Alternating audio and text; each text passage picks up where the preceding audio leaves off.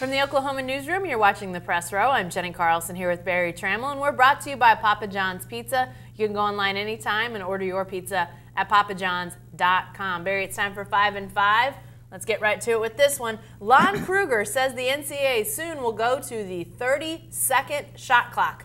Good move? No, bad move. It needs to go lower than 30. We're going from 35 to 30 is not a big difference. We've seen, the proponents of reducing the shot clock say, people are getting shots off in 15, 16, 17, 18 seconds. Why are we padding in an extra 10, 12 seconds here? I'd like to see, clearly the NCAA doesn't want to mimic the NBA and go to 24, so I say don't. Go to 25. Well, I think a reduction is good. Any reduction is good. It will speed up the game to some degree, so I like that. But, we talked, I think, a variety of times about what would be good.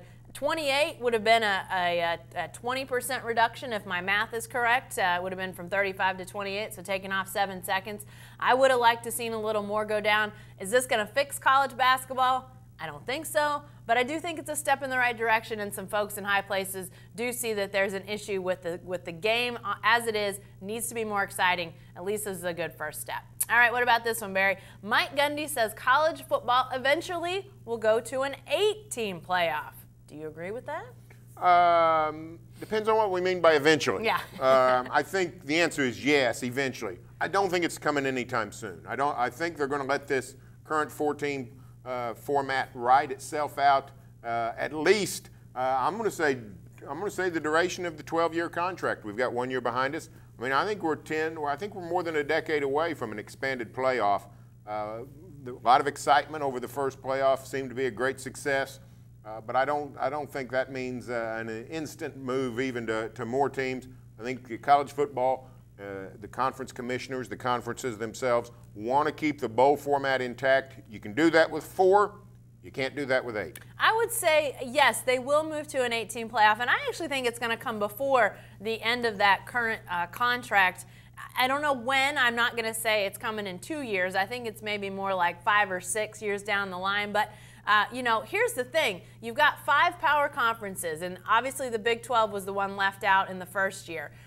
If they're left out again, I think you might start hearing some grumbling. And here's the thing. Right now, like, you look at the SEC. They're in a great spot. They're probably always going to have a team, maybe 2, make the college football playoff in a 4-team format. But there may come a time when we see a downturn in the SEC. And if that happens and the SEC starts missing the 4-team playoff, well, then we're going to have an issue. So I think there's going to come a time within that 12-year window when you see enough of an uproar from enough people in high places that we'll get it changed and we'll expand. I don't know if we'll go to 8 right away. I could see 6 teams being an intermediate step. It's sort of like the shot clock. It's a good intermediate step. All right, Barry, what about this one?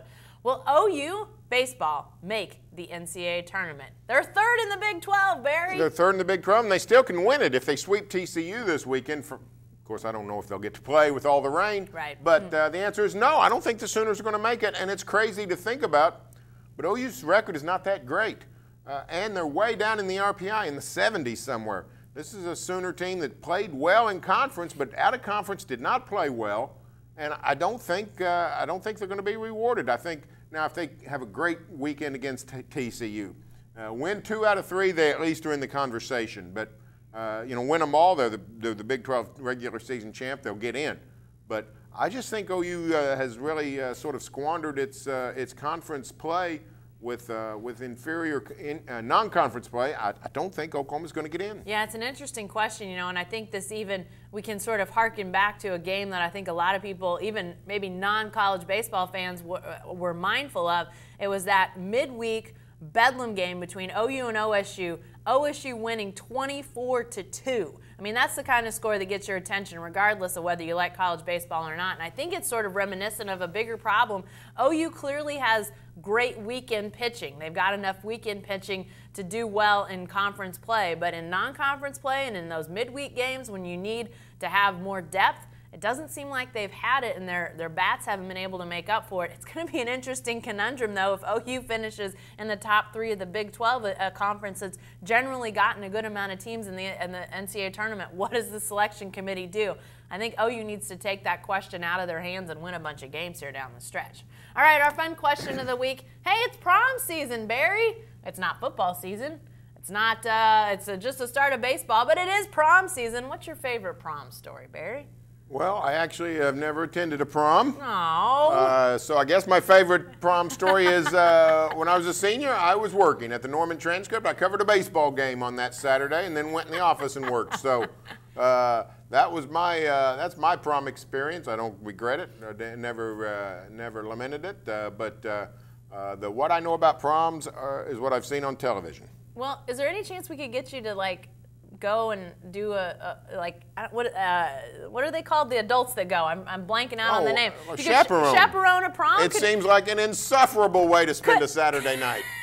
Could have bet to get you and Trish all dressed up, and you could have I don't mind getting dressed up with the dish, but I don't want to go to a prom for crying out loud. Well, that's a good point. I don't know if I have a favorite prom story, but probably the cool thing about the proms that I went to prom 2 years when I was in high school up in Kansas, and it's a small town. And it's sort of like a pseudo red carpet, Barry, because all the kids are dressed up, they all show up, and tons of people come and line the sidewalk really? Like to the school. townspeople? Just to see everybody Really? dressed up. Yeah, it's kind of cool. That's cool. Yeah, so, you know. The charms of Clay Center, Kansas continue to multiply. All right, back to the important stuff, Barry. Did OU softball get a raw deal being seeded 11th overall in the NCAA tournament? Well, I think the Sooners did. You know what? Sometimes I think sometimes there's a backlash against OU in the regional assignments because of the home field advantage if they make it to the World Series, getting to play in Oklahoma City. I think sometimes the committee says, you know what? They're going to have an edge if they get here. Let's make it hard for them to get here. I don't know that it's overt. I don't know that's something that's clearly said in the meeting, but I think it's just sort of in the back of the minds of the committee members that say, you know what? The Sooners have a pretty good deal. Getting to play first round at home, getting to play the World Series in Oklahoma City.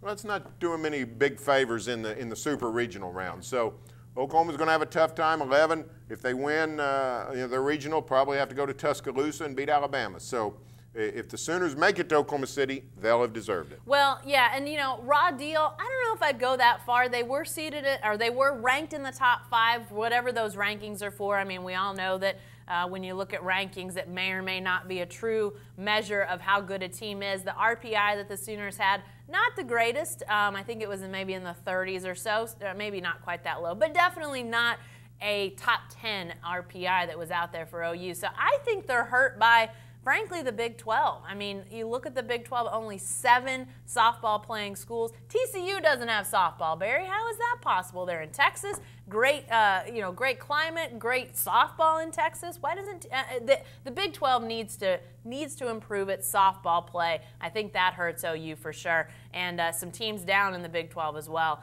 So I think there are reasons you could see them getting 11, but definitely the road's going to be tough to get back to Oklahoma City. And be sure to stay with the best coverage team anywhere at newsok.com and every day in the Oklahoman.